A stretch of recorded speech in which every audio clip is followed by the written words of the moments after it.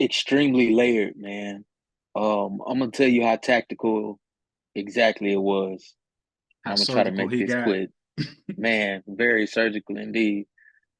So he dropped the disc at 8:24 Pacific Standard Time. And if we know the significance for 8:24, the Rest mama in peace. mentality, rest in peace, Kobe Bryant.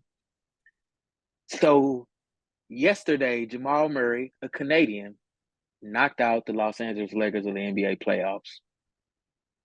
And quite literally, K Dot said, enough of this Canadian. No disrespect to our Canadian audience, but he said, enough is enough. We've been taking too many L's by y'all. Let me saddle up and let me go get this done, right? So not only did he drop it on 8:24, as everybody knows, Drake's ethnicity, he's Jewish, right? Or at least claims to be. He's Jewish, he's black, he's white, just depending on what day it is, what day you catch him, right? And I'm a Drake fan. Please do not come for me under these comments. Uh, but he dropped it on the day that Hitler died, a famous or infamous person rather, known for from the media portrayal of hating and exterminating the Jewish counterparts. So a bit of a cynical side to that as well. This Hmm. was a day that most Jewish people celebrate, right? In regards to being free from that situation. So um, that's a two-sided sword. He named the diss track "Euphoria." If people don't know, Drake executive produces the hit show with Zendaya, Euphoria, which is infamously known for hypersexualizing teenagers around the high school age. And if people also don't know, Drake paid out a $500,000 settlement for rape allegations back in 2018, I believe. And of That course, you never never heard came about across it. my radar. Yep, you never heard about it, but Right. it definitely happened. And of course, know your enemy well, and that Kendrick does. Um, and then Drake has a famous line at the end of the diss track "Push Ups." He says something to the tune of, "Yeah, you better come with a quintuple entendre." And oddly enough, actually produced a quintuple entendre. So somebody broke it down on Twitter. I'm pretty sure by the time this airs, we're gonna have some a beautiful segment to where Edward drops a great graphic right here where we just point to the tweet. So the tweet broke down the quintuple entendre in five different ways, right? That's the quintuple meaning. Um, Euphoria for the actual word that it means. Euphoria for the show. Euphoria in regards to his seems to be elation with the younger aged women that he's alleged to be involved with. Again, thus the $500,000, excuse me, $500,000 payout in the civil suit that he faced in 2018. So that's three. Fourth way, um, I'm not gonna do it justice, y'all. He killed the man, in my opinion, and then it's a lot of meat riding going on saying, well, Kendrick didn't say anything that Pusha T didn't say. Shut up. He said it better and he said it in a more artistic way to where it was just great. It was great artistry, great way of expressing and conveying his thoughts in a very, very raw and authentic way. And then he just come out and just say, I hate you. I don't like nothing about you. I don't like you do this. I like the Drake that sing. I don't like the Drake that think he tough, which probably 90% of the world can get behind. I do miss the thank you later, excuse me, thank me later, Drake. I don't know what back outside boys told the 60 on the strip. I'm ready to die. I don't know that Drake. Maybe he been hanging out with the mob too much. Shout out to the mob. But yeah, man, Kendrick. I think it's one up right now. I think Drake man had him in that first round, but Kendrick definitely took a mean haymaker and Drake may be potentially on the canvas right now.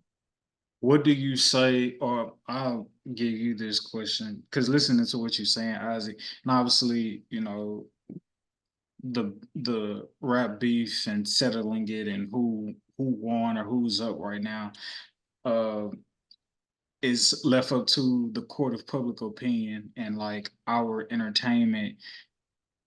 And from what you said, what I took from your breakdown of it is that for the public opinion of people who don't really want to think and dissect, they're just going to try to write Kendrick off as he lost. Exactly.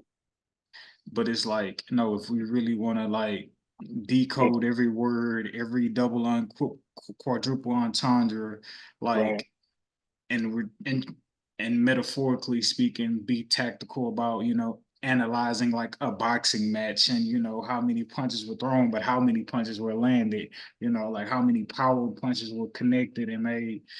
So yeah, I think that's a key thing too, to not try to write Kendrick off simply because like you don't want to think and dig deep. Because this beef really runs deep. So but yeah, Dacious, talk to the people as a rapper yourself. Um, it was cool. I thought it was I. Um, yeah, I don't know. It was just something. I guess I have mixed feelings about it. Rapping, superb. Beat choice, the melody at the beginning, all of it. You know what I'm saying? Lyricism, top tier. It's just always look in depth in what somebody's saying. And so for me, if this is supposed to be like we going at each other, why the mention of getting personal comes up? Why the mention of if these not my real friends, I'm YNW Melly. Like why the mention of no, this is not about critics. This is not about who's the greatest. This is just love or hate, and I hate you. I hate everything about you. Bro, okay, at that point, yeah, you went hard and all of that good stuff, but you admitted that you're a hater, and I'm done with this whole thing. I really been done with this. Because how can you beef with a nigga that put you on his song and put you on his album and you went platinum? The whole song is just you rapping. That album went platinum. Fast forward, y'all beefing. So it's just fun at this point. Like y'all said, it's just a boxing match that we're watching. You know what I'm saying? Everybody's getting bored. You know, the rap game needed a jolt. I've said this on the podcast before. I still think this is staged. This response 2 weeks later, it just lets me know what I think, bro. It's just like, especially when Kendrick saying, why we getting personal? This is just a friendly fade. It's like, oh, bro, are we beefing? Or is this a friendly fade? Like which side are we on? You know what I'm saying? So it's just like, I just looked deep into the words and it really felt like you wanted to respond because the world is waiting for you to respond, but you don't want to. I don't know, bro. I don't know, because it's like you can go at a nigga, but saying something about if we not real friends and I'm YNW Melly, it's like, who cares if y'all real? You know what I'm saying? Then you throw J. Cole and Aubrey know I'm a selfish nigga and the crown is heavy. Like, okay, so you're justifying just one day attacking these niggas and everything going back and forth by saying, oh, them niggas know I'm a hater. They know I'm the biggest hater. Like, bro, you said you was the biggest hater in your diss track. Stop playing. So, I mean, all of it together, great body of work. But with me really dissecting it and going into it, it's like, okay, cool. You jabbed the nigga a couple times. That's cool. I understand. No problem. You got personal on some. You don't know how to raise your son. Sheesh. Right? You said you ain't want to get too personal, but then it was like, well, what would you know about raising a son? Type. So I'm like, oh, okay, bro. Like, yeah, I'm over you, brother. You're done. Get you up out of here. And you did good. I'm not even gonna take away from the fact that you did really, really good. It's just I'm sorry, bro. Breaking news. Maxie just dropped 46 to keep the Sixers alive, bro. And I promise you, What a he way to scored come 20 of alive. those in the fourth and in OT, bro. And I watched even the shot to send them to overtime, a lean in three from half court. My fault, dog. But Even yeah. before that, to draw the foul on the and one to convert on the 4-point play. And then you missed the free throw and you come redeem yourself. I'm But sorry, dog. back to Drake. Back to Drake. Yes. yeah, no, and that it had nothing to do with Drake for me. I think Kendrick did really good. He did Kendrick at his best when it comes to a beef because we've never really seen Kendrick in a beef before. For real. Who would dare beef with Kendrick? But like I said, I still think it's stage. I still think it's for entertainment, and I love it. I'm not looking. These two niggas ain't gonna never get to go to war and like they niggas is fighting with each other.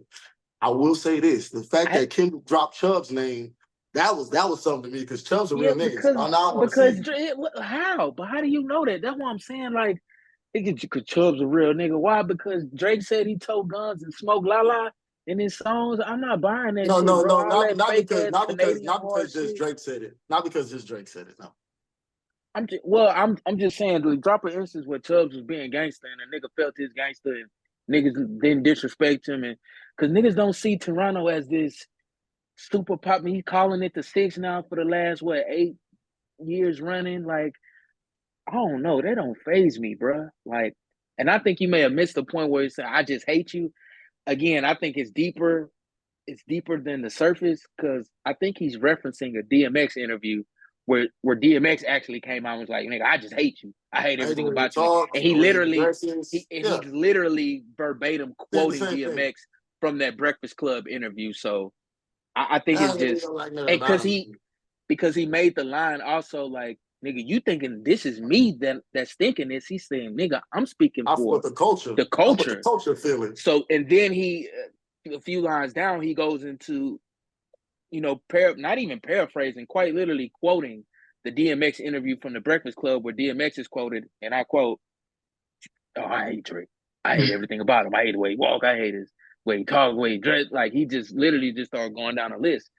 And so for me, it was more so like, wow, he's encompassing the energy of even the dead and the passed on to drive home a point of, bro, you conveniently use your blackness for when you need it, right? But when it's, politically correct for you to be white or Jew, you're going to cling to that side for your own personal gain. And, it was just more so like how people get mad at biracial people for whatever reason. I love all my biracial brothers and sisters. They can't help it, they're mixed, right? And quite literally, a part of being that, I would assume, right? Because I'm not mixed. I'm black and black. Both grandparents is black.